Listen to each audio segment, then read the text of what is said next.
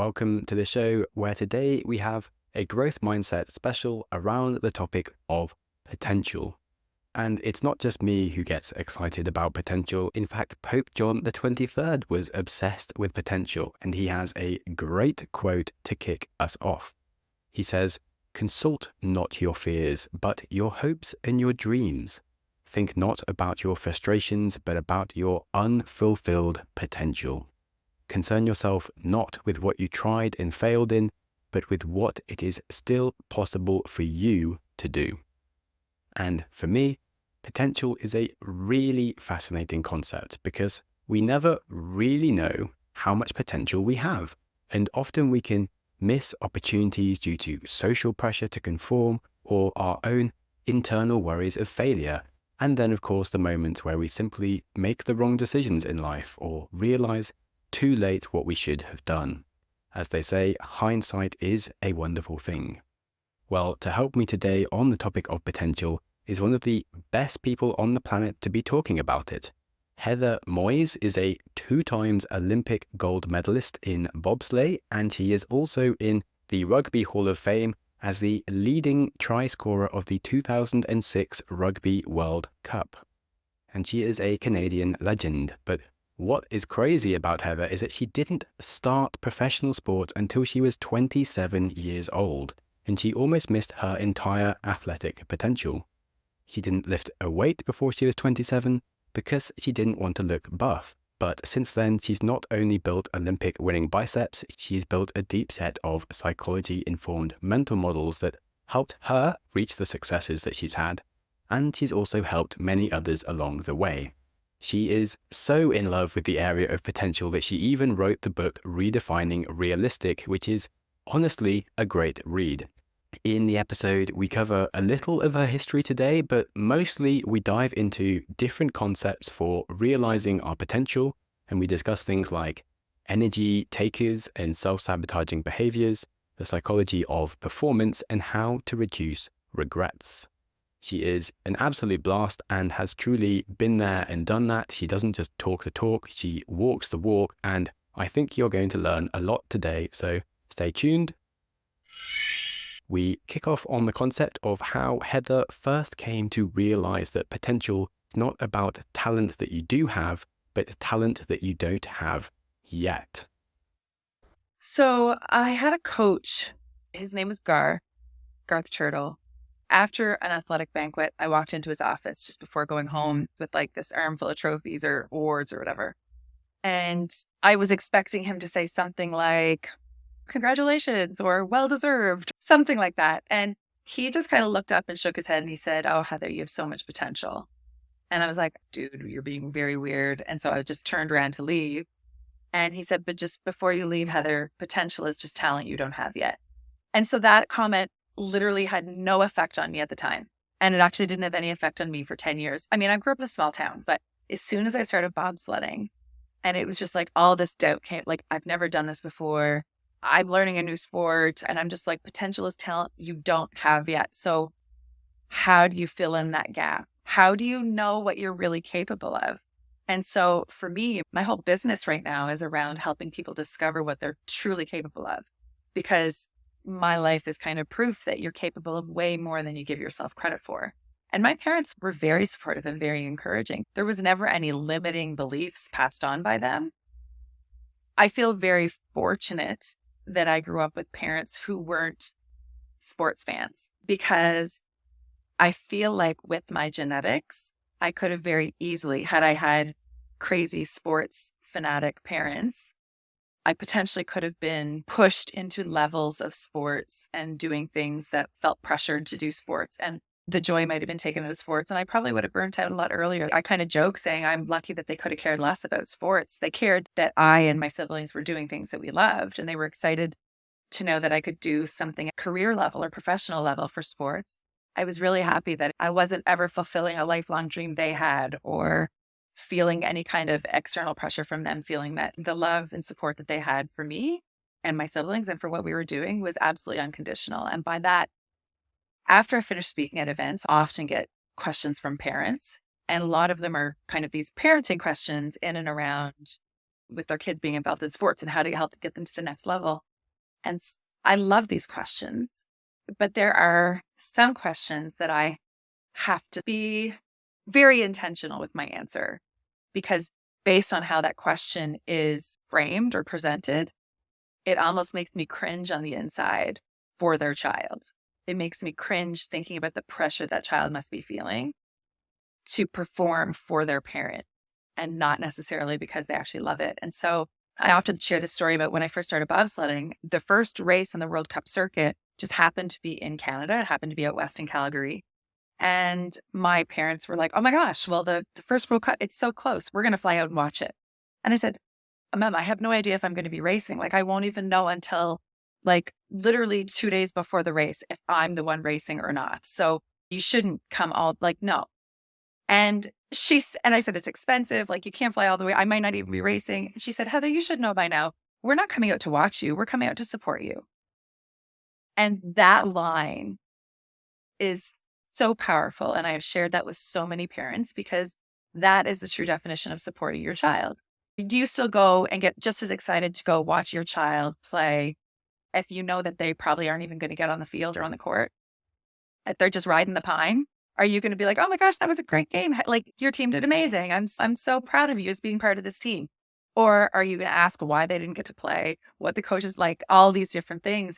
Parents can make or break like how far a child goes in what they want to do, and the joy that they get out of sports. And for some kids, unfortunately, they feel like the only validation they get from their parents, the only time that they maybe even get to spend with their parents, is if they perform, or even doing a sport because their dad loves that sport, or because their mom grew up playing that sport, or whatever. And that's a lot of pressure for kids to carry. Yeah, for sure. It's definitely dives into like attachment theory and also like growth mindset of, hey, you're teaching them that they have the skills and being like, you have the skills, you should be on the team, versus it's so great that you bothered to try or whatever.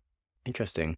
So backtracking, you mentioned like small town problems. I don't necessarily feel like you could grow up in London but still be in like an environment where no one expects to get anywhere.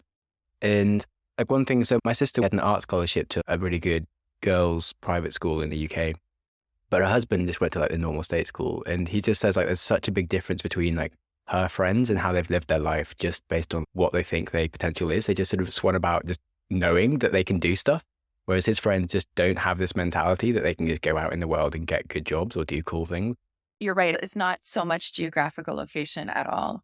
It's what our environment, but also the people in your environment, and also the things that you've been directly exposed to and directly exposed to as seeing as possible. That's why it's so hard for some people to get out of their current situation or neighborhoods, because they don't see anyone else who's done it. And for me, I just have to be clear, just because I grew up in that small town, I'm not blaming the small town at all. My blame is that I wasn't exposed. There's no blame really. But the reason is that there weren't Olympians training around me, people training around me to go to some upcoming event. Like Olympians, they were TV people. They weren't everyday normal people like I considered myself to be. So it's not that I ever said, oh, I could never do that. It's just that it never occurred to me because it wasn't right here. Now, I knew I could grow up to become a doctor. My dad was a doctor. I could grow up to become a kick-ass housewife because my mom was. Like, she's mother, captain, volunteer of everything, like could run the city. Those kind of options were limitless. Just kind of like I didn't actually think if I wanted to go to university. I just knew I was going to go because everyone in my family had gone. Like, it was kind of just assumed because that's the path that I was on. So I talk to a lot of people and we talk about choices, and we think we are autonomous in making our choices. And we are to a point, but we only make our choices within the boundaries of that environment and those direct exposures. We only make our choices within the boundaries of what we actually believe is being possible. We don't pursue things that aren't within those boundaries of possibility. And so what I feel like my job is to help kind of poke holes in those boundaries, poke holes in that resistance to change or resistance to thinking beyond those boundaries. So I think sort of just trying to work out what are just your autopilot thoughts and expected options versus like what's actually possible. In the same way, like just physics, and humans are just stuck on like the 2D plane of the earth. It's not 2D, but I can't walk out the window and just hover 5 meters above the air. Like, I am stuck on the floor wherever I am. I can jump up for like maybe 50 centimeters above where I'm at, but I come back down straight away. Like I'm always stuck on the ground in like your thoughts. Well, I can imagine I'm like Michael Jordan, but I can't think that I'm Michael Jordan because I'm not. Like my brain doesn't do that in the same way that I just don't think thoughts that I don't think that I could think. Um, which sounds kind of lame, but I'm sound like some idiot mindset bro being like dimensionality of your thoughts. Yeah. Well, there's a thing you were talking about physics. I started looking at the issues that we have with change, the why it is so hard for people to change, even if it's a change we really want or really know that we need. Why is it so hard to change when it's really just a bunch of choices? And I was like, oh my God, this is so much like inertia. People are stuck in their tendencies. They're either stuck on that rat race and like treadmill to go, go, go, go, go, and they can't get off. And then they go to burnout and then get sick and whatever, because they don't know how to slow down, or they know how, they just are driven to stay. That's their tendency. And it's the same thing as people where I'm just stuck on this path, this daily grind, and it's how do you get off it? And when I was looking at it, I was like, oh my God. And then I stumbled across a concept in behavioral sciences, like human sciences, called behavioral inertia. There's actually a thing called behavioral inertia, which keeps us doing what we're doing. And we're actually drawn to continue to do what our natural tendency is to do. So even if we overcome that inertia to make that change, and we can stick to that new diet or stick to that new training program or stick to that new morning routine to start that side hustle, or stick with whatever it is we want to stick to, we want to change.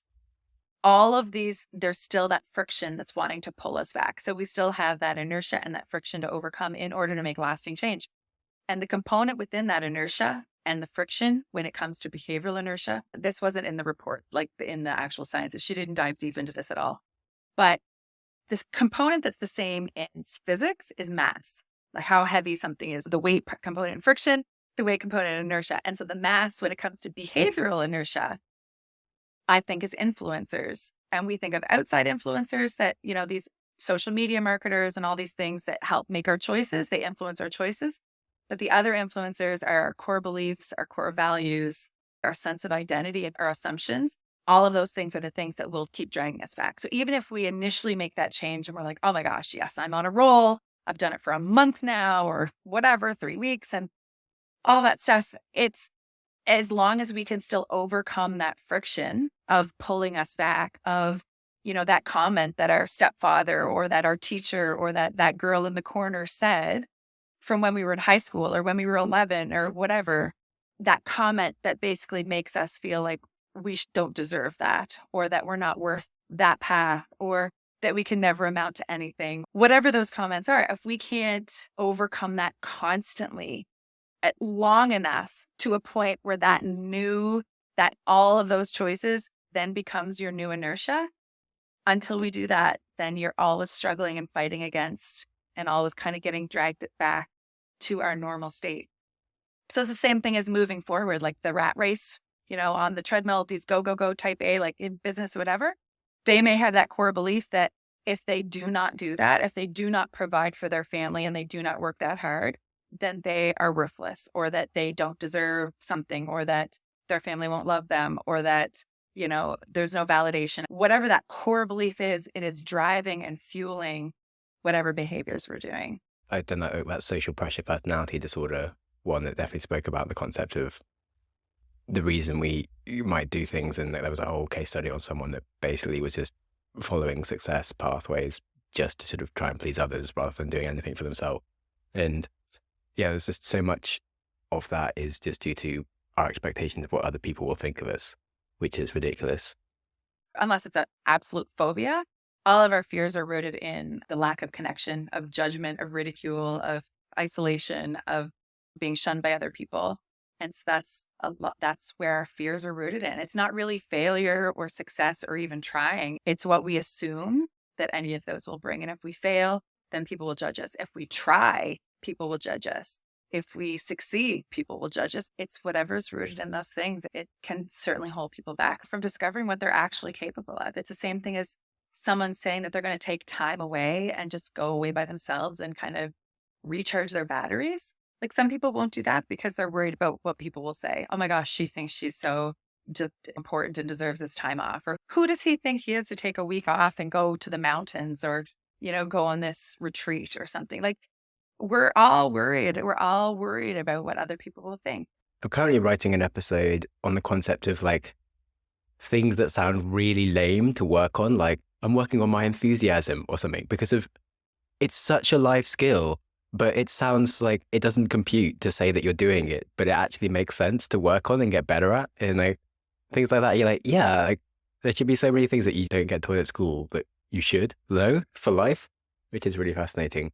And I liked the way you spoke about mass and inertia because I dove into that analogy in kind of a slightly different lens, but more almost the opposite rather than like the behavior patterns we're stuck in, more like the general issue with people doing sort of very small things and not developing any mass or inertia, and like people changing career like way too fast, or like just being stuck in sort of like Instagram, like, okay, I need to be like traveling to like way all these places and just going somewhere for like a few weeks and trying to work remotely the entire time rather than actually like developing any friends and living in one place and all this sort of stuff. And you don't actually work on something big. And like, if you want to be a writer, maybe you want to write weekly for 30 years rather than like do it for 3 months and then go and try and pursue a different career. And like the lack of inertia that people are developing with like lack of attention span these days, which is funny how you kind of had like the exact same analogy, but the opposite way. And I'm like, but it totally makes sense as well in terms of our habits. It just comes down to what our natural tendencies are. And so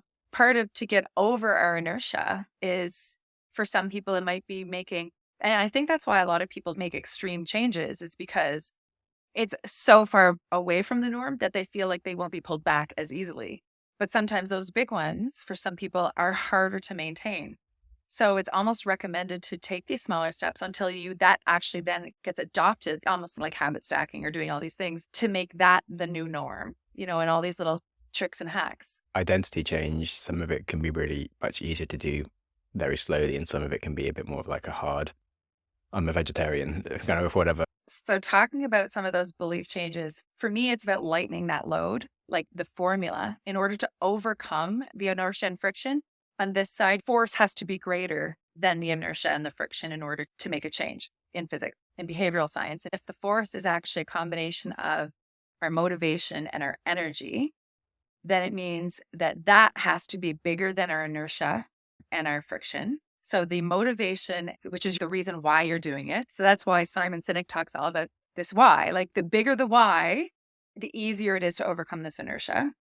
But we all know that motivation is like, it can't be up there 100%. And the same as our energy levels, right? When we're so tapped out, when you're tired and when your body, when your mind, when all that stuff is down and your energy is down, then that's why we revert back to the cookies in the cupboard instead of the carrots in the fridge. So we can either try and increase our motivation, increase our energy, or we can try and decrease the inertia and the friction. And to decrease those means decreasing the mass. Now, when I'm saying decreasing the effect or the influence of those influencers, like the core beliefs, your assumptions, your fears, all those things, to me, it's a matter of just poking a hole in them. And it's poking a hole in your disbelief, these beliefs that are holding you back, or your identity, for example. It's the meaning you attach to your identity and what people like you can do or people like you can't do. Well, nobody in my neighborhood does that. People like me don't ever go to university, or I grew up in this kind of family, people like me. So really, it's just a matter of asking these questions that just poke holes in that resistance. And for one, it's just like, are you sure?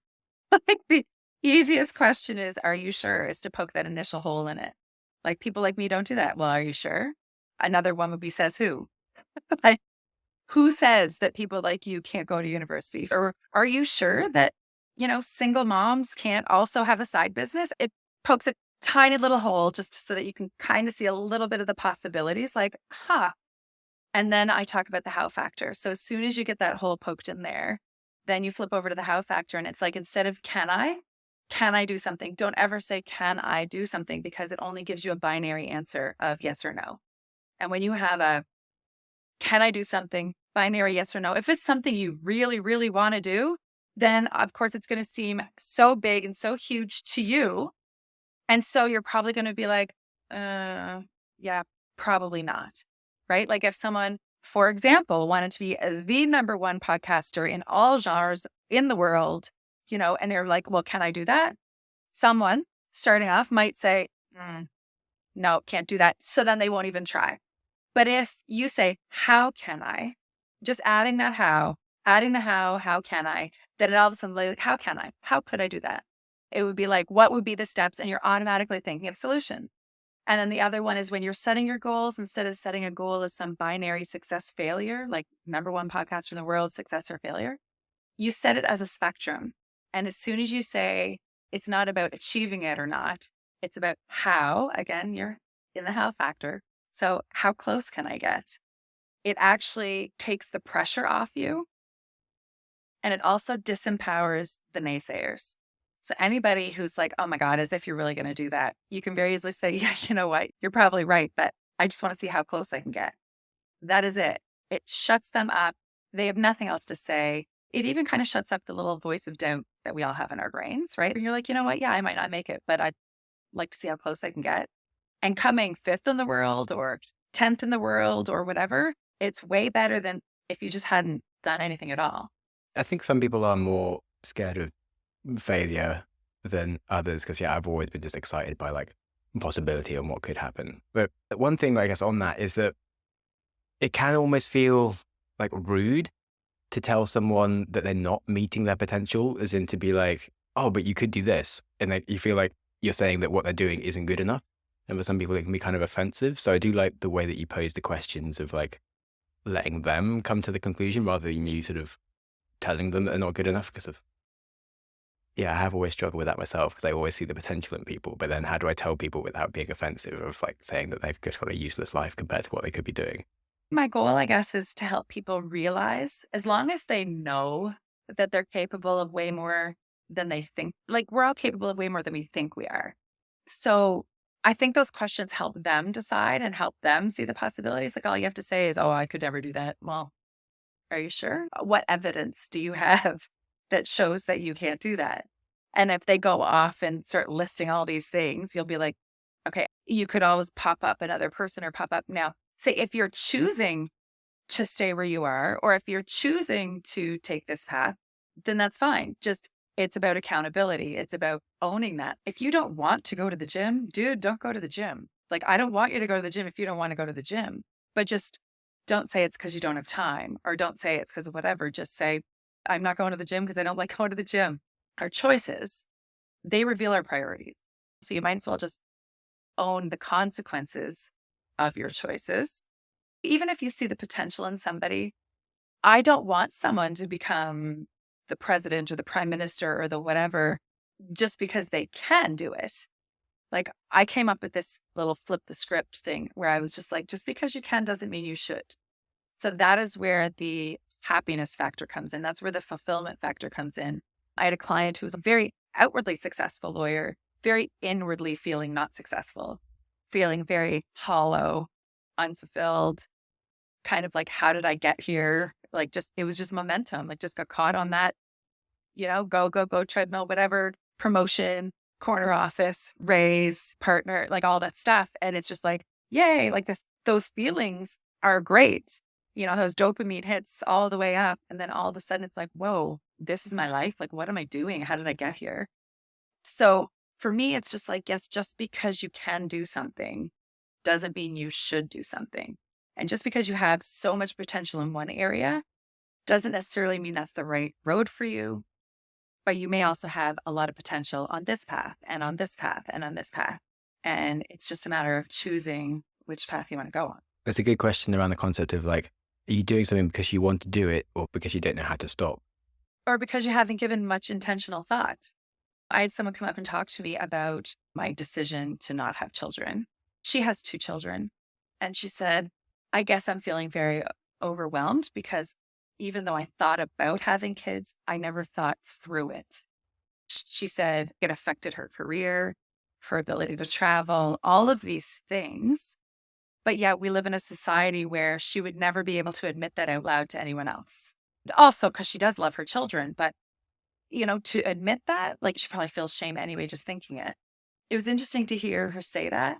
And it actually got me thinking about, I wonder how many, and I know I'm not saying that, all parents don't love their children, but we grow up in a society where it's expected. Like I never got pressure from my parents or from my family, but I still went through a big struggle of trying to figure out like, am I only thinking about having them because I grew up assuming I would have them? Do I really want to have children? Do I not want to? Like, I'm not against it, but do I really want like this whole conflict? And it's literally just because of the assumptions that are embedded in us and our core beliefs on what we're supposed to do, or people like us do, or whatever. So it's crazy. In the same way that you talked about mass and inertia for people that like need to sort of break out of what they're doing. And I spoke about probably the opposite of people need to stop breaking out of what they're doing and to stick with something. I feel also with generations as in like your generation was more like, we should all have kids. Whereas our generation is like, are we going to have kids? I don't have time or money for kids. Like, what the hell? Why do I even want kids? And we definitely have a fertility problem now than the lower ages. But I do wonder, in terms of saying what people like us do, because you never know what it's going to be like to have kids until you have them. It's a really hard decision. But for some things like this, if you can find someone that is really like you and work out what they think about it, because like some people genuinely didn't actually like having kids, but some people obviously do. And just working out how you can find people that would actually represent your own opinions and find out what they thought is currently like my best way of working out. But You can definitely ask a lot of people, but they might not be overly truthful because they'll feel like they're going to be judged, with fear of being judged by somebody. And someone admitting that they might wish that they hadn't had kids is like, would just be the most horrific thing in our society. Like, oh my God, it's a process to go through. But I just think that I don't think that many women or many couples go through the process of actually thinking about how it will change their life. They think about maybe how the good things will change, but they also go into it, I think, just assume like with an assumption, like it's not, do you want to have kids? It's how many kids do you want to have? Like, yeah. I don't know how we got on to kids, but it's fascinating. But I am now wondering, like, do you think if you hadn't been like an elite athlete through your 30s, that you might have considered kids more than you did? I think I would have, but I think partly the time, me waiting till I was older also got me doing more research and being more like about the intentionality of choices. And when I'm working with clients and that sort of thing, and realizing that people have followed paths just because of the momentum of where that path is taking them and not because they've actually chosen it or even discussed or thought about how that changes everything else. So I don't know that it was necessarily sports. I just think that the time in terms of doing research and coaching and that sort of thing, that's just altered my realization. I guess it's given me the realization that there's so many choices that we're making that we're not really choosing. For example, the average person has between 12,000 and 60,000 thoughts a day. And approximately an average person is like 2,000 choices a day. But 95% of our brain activity is all automatic. It's behavior patterns, thought patterns, emotional patterns, body function patterns, all these things. 95% is automatic. So that's a lot of times why people feel stuck. Or it's also a lot of times where people feel like you're just on this momentum. Like momentum, we talk about as being a good thing. It's not always good. If you're getting swept away on a path that's not really where you want to be on, then it's not really a great situation to be in. So that I think is the biggest thing, is that you mentioned autopilot earlier, right? Like that's our inertia. Our inertia is autopilot. Like whenever we get drawn back to our natural autopilot ways. And autopilot is good in the sense of being more productive. Our brains don't get as tired to do simple menial tasks that we do every day. But when it comes to bigger life stuff, that's where we just need to pump the brakes a little bit and ask those questions, like, or to each other, even more so than ourselves. Because we won't notice it so much in ourselves, but we'll start noticing it in other people. Like the reasons that they'll say for not doing something or for doing something. And then you'll start saying, oh, are you sure? Says who? And then you need to get a buddy who will start checking you on your own self-limiting beliefs and your own, identity blockers and stuff like that. Yeah, there's lots of stuff that we just have automated, like attachment styles are just automated, like how you just decide to create emotions around someone else's behavior, but doesn't necessarily mean that it's correct or a useful cycle for you to be going through every time. Yeah, fascinating. In terms of limitations and things from others, then you have a really nice section in your book around like energy takers, and you have lobsters and naysayers. Can you elaborate on that? I really like that bit. Yeah, I am kind of generally, when I talk about it, I just talk about naysayers in general because most people understand the concept of naysayers. They have this pessimistic belief on things and they believe that things just aren't going to go well.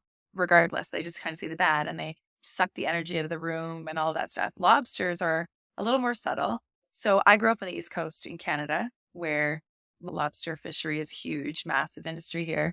Some people call them crabs in a bucket. So it's a similar theory. But if you've got lobsters in a tank, it doesn't even have to be very shallow.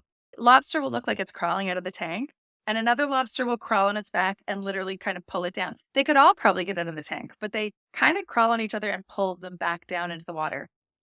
Now, this is just a very accurate depiction of us in society in so many ways. Sometimes you'll see it in boardrooms, sometimes you'll see it in neighborhoods, you'll see it in families where someone's trying to do something good and people will be supportive to a point, and then they will just say comments to try and pull people back down and to make them feel less than and to kind of discourage them from going anywhere further. And so we just have to be careful about those people. It's just sometimes just their eye roll, or it could be just as simple as a head roll.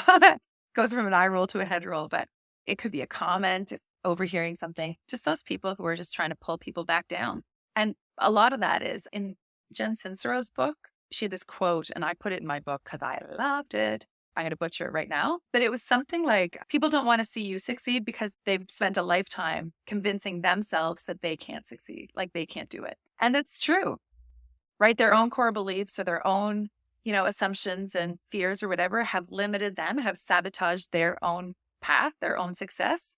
And so when they see someone else who's kind of going for it, it bothers them because it's a reflection of their own, they stop themselves from going for it. Similar to what I was saying earlier around, like, it can come across offensive when you tell people like they aren't making enough of their potential and that they could be doing something more exciting or better. That's a similar thing, right? Like, you don't want to tell someone that they might be leading an outwardly boring life, but it is because it's bringing them joy because they know they're providing for their grandkids or their niece or nephew. Or, we just can't judge anyone's circumstances, but I just want people to know what they're capable of, and then they can make intentional choices that they will be happy with.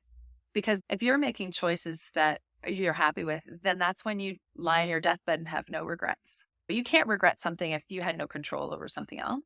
The regret comes from basically missed opportunities or unfulfilled potential. Hence why you want to be cutting out the energy takers, that lobsters that drag you back into the problems. Exactly. Someone quoted, you're a product of the 5 people that you spend the most time with. And that is like, your level of success will be a reflection of the 5 people you spend your most time with. And some people grow up in families of lobsters, of naysayers, of energy drainers. And there are people who walk in the room and just suck the energy right out of the room as soon as they walk in there. And then there are other people where they walk in and they not necessarily showboaty. They could just walk in and just kind of walk off to the side. But all of a sudden, the energy in the room is just higher. And the people that make you feel better when you're joining them for coffee or when you're going to have a call with them, not the ones who you're like, oh my gosh, how am I going to cut this one short? Those are the energy takers that you want to try and kind of avoid as much as possible. I wrote about this as a concept that it's not always just the 5 people that you're around being like them, in terms of like, let's say if I go skiing, if I'm with people who are awful at skiing, I will spend the entire time on one leg or spinning or doing something and working on my skills, so I still get better. If I'm with people who are amazing, like, I get better. If I'm with people who are as good as me and have like a real attitude towards getting better, I'll do lots of fun stuff. That's like the best time. But if I'm with people who are as good as me, but they just want to go down the hill straight, I don't have time to do anything that's fun, I don't get any better. They're the people that hold me back when I'm skiing. And so it's just, who are the people that hold you back and stop you from being yourself? And actually someone that's completely different to you might not hold you back at all. Exactly. It's not about physical skills at all. But that's why a lot of people have these mastermind groups, right? Like these mastermind groups or going these coaching calls and stuff, so that they're not all in the same industry or the same business, or they have completely different skills, but it's not about that. It's the people who actually, are excited to see someone else succeed, are excited to brainstorm and help them through and figure out things, are excited to help them see the possibilities and aren't judging them for pursuing possibilities. Because if you're just pursuing goals where you know what the outcome is, they're not very exciting. Like, you may make progress, but very incremental progress, and that's fine. But if you pursue the possibilities, because again, I'm saying possibilities because there are no guarantees. There are no guarantees in sport, in business, or in life. So everything we're pursuing really is pursuing the possibility of it happening, right? There's no guarantee it's ever going to happen, because anything does happen. So we're always pursuing possibilities. By being around people who have no problem with you pursuing a possibility with no guaranteed outcome at the end, those are the people who will lift you up and make you feel excited. Like even if they know nothing about it, but they're excited to hear about what you're doing or just interested to hear about the research that you're doing before you're starting off in this new venture that they've never heard of before. Back to me saying you should work on your enthusiasm. Hi. Go me. Yeah. Nailed it there. Yes. Well, one thing that you said around like the concept of energy takers, it really reminded me of, like I said, Ben Hunt Davis's book. He has like a thing called Bullshit Filters. Or I spoke to Kyra Condie. She has like a few spine, but she became an Olympic climber, and she makes sure she doesn't ever get taken down by like destructive feedback. And I just feel like to get somewhere, they kind of have to have some kind of mental model around this area, but they also have to have some kind of mental model around like just being able to perform under pressure. So I was wondering what kind of mental models you have in that area, because that's something I've always found interesting. Because no Olympian arrives on the day of like having to perform and being like, oh, I don't feel like it today. And yet as a writer, you can wake up some morning and be like, I'm not inspired today, so I'm not going to bother writing. But sometimes you just have to perform. But how do you make that happen? To understand that when the Olympian comes to race day at the Olympics, they've gone through all of the training, which is kind of like the author sitting down to write, right? All the training days are the things that are producing this end product. It's kind of that motivation on every single day. So for me, a big one for those trainings and going through training when I just wasn't motivated, because let me tell you, I was like not motivated to train at all since I didn't grow up going to the gym and had a mental block against lifting weights and all of that stuff. So I really had to be motivated. So basically, I just developed this philosophy of no regrets equals no excuses. So for me to get there and do it, meaning if I got to the end and just didn't make the team or came fourth, which we did once, or come second and just lose out on a gold medal or just miss out on something, am I going to look back and have a May 24 weekend where I was at the cottage with my friends instead of training? Am I going to have something where I'm like, did that make the difference? Like, did those sessions, the ones that I skipped, did that really make the difference?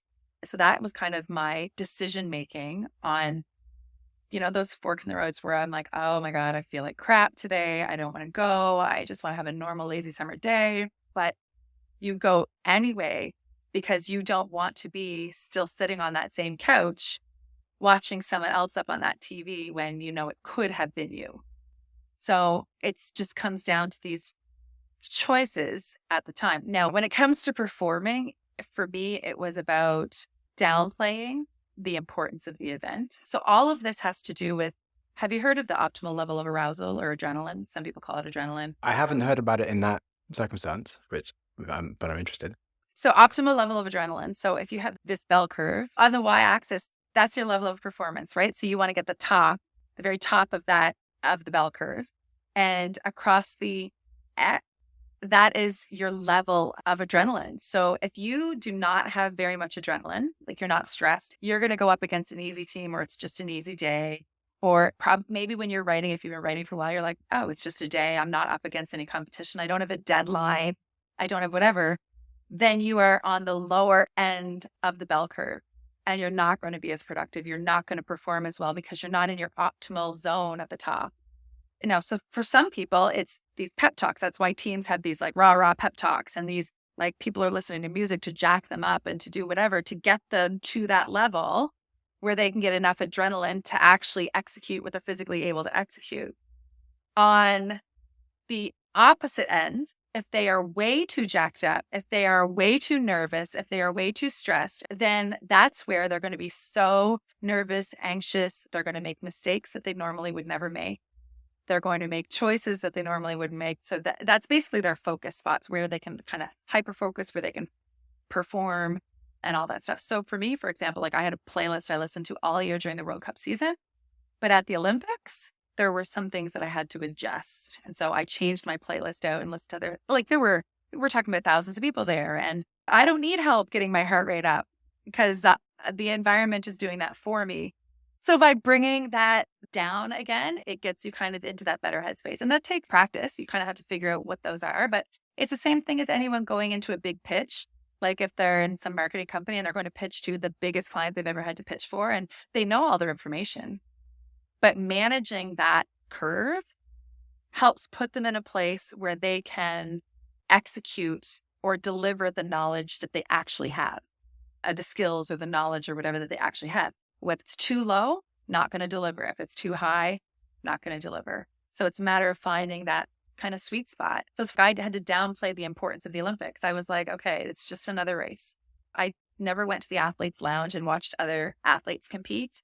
I consider myself very ignorant because I would never know how my other teammates are doing in other events because I didn't want to be in the room hearing how people are going to react to someone making a mistake or how other people are going to react to someone doing really well. Because no matter how much that is, that's all internalized. You do the same things as you do with any other race. You kind of talk to the same people. I call my family because I always call my family. You have those discussions beforehand. But imagine going into this pitch and your significant other sends you a message that you read right before going out there saying, good luck, babe. Counting on you. We need this. So go get it. We need this. Our house is going into bankruptcy. So I hope you land this contract. Like, oh, well, okay. Your whole adrenaline just went skyrocketing towards the end. And so sometimes it's managing that. That's why the recommendation is to avoid social media. Even positive messages can make someone more nervous, thinking that they're going to let someone down if they don't do well. So you never know. It's all about how people internalize things. But that is basically where the key is. Yeah, that makes perfect sense. Because I have ADHD, and I was just talking about that because I do 3 episodes a week now. And sometimes it's a bit annoying. A day or two afterwards, I'll have a bunch of ideas of how I could have improved the episode. I'm like, oh, I wish I had more time for it. But then if I only did 1 episode a week, I feel like it would only be the day before I release the episode, I'd actually get around to writing it. And it wouldn't make any difference anyway, because if I haven't got the optimal arousal, I haven't got the deadline. And so that makes a lot of sense, and why I do like deadlines. I just need to shift all my deadlines to be 1 week earlier before they actually get released. And then my problem would be solved. But the deadline has to be real because you can't lie to yourself. So that's the same thing for me. I was a big procrastinator at university. I need deadlines and they need to be hard. When I give myself a deadline, it's not quite as effective as actually having to turn something into someone else. Damn it. Yes, I agree. Yeah, another concept was just not messing up your routines. Like I don't usually eat before I go running. At least I didn't used to. But then I did an ultramarathon, but obviously to eat before that. And turns out because I'd never trained on the stomach where I'd eaten, I just had diarrhea the whole day. It was a nightmare. And it turns out I actually have to start training after having eaten. Otherwise, I'm just going to have problems the entire time. One time I had a physics exam and I'd woken up late and my dad gave me a coffee. I'd never drunken coffee before in my life. I genuinely didn't answer a single question. I read every question like 10 times. And I was really good at physics. I just could not sit and just don't mess with your routine before something important was my takeaways from both of those experiences. Interesting. I feel like I haven't actually asked you any of the cool stuff that you've done. What are the things that you don't get asked about the Olympics? Do you feel like everyone there knows what they're doing, or is there an element of a lot of people feel like they're just making stuff up and like, oh my God, I'm here? I think there's that in every industry. I think some people get there and then all of a sudden they're like, what am I doing here? I can't believe I'm here. Not that they're making stuff up, but just like, oh my gosh. My teammate, for example, in Torino, my very first Olympics, I shared it in my book with her permission. So we came 4th and we missed standing on the podium by only 5/100ths of a second. There were articles written out saying, Moyse loses medal due to pilot error. So I was trying to kind of take the onus out, like, it's a team sport. So anyway, and I was like, you know what? 4th place after only 5 months of training, 5 months of lifting weights and training and, not so bad learning a new sport. So I was like, okay. But then 3 years later, they were putting out commercials for the next Olympics in Vancouver. And it was all about believe. That was the theme for the Vancouver was believe it. And my former teammate was on a commercial and all of a sudden I'm watching TV and up she comes. And I was like, oh, here she is. And she talked about how she felt more ready for Vancouver because in Torino, she just never really believed that she could do it because she'd always idolized Olympians. She grew up like watching the Olympics and idolizing Olympians. So of course, when she got there, all of a sudden she's like, oh my gosh, what am I doing here? Like, I can't compete with these people. But the people that we were competing against were the same people we'd competed against all year. So it was literally just the situation of the Olympic. It got into her head. And so that's why bringing that adrenaline back and downplaying the importance of the event and downplaying the people, like for rugby, for example, you're not competing against France. You're competing against another bunch of girls. But when you're competing against France, it just seems so much more insurmountable. So it's these stories that we play in our head and we just end up self-sabotaging what we're capable of. Thanks.